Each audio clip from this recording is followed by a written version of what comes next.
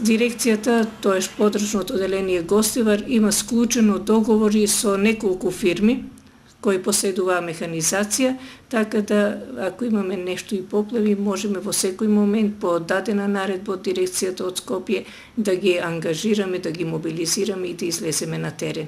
Јас мислам дека ние сме доста спремни и со луѓе, и со материјално-технички средства. Исто така дирекцијата располага со пумпи. Ние имаме пумпа што ова е по голема количина, до 3000 литри во минута може да работи.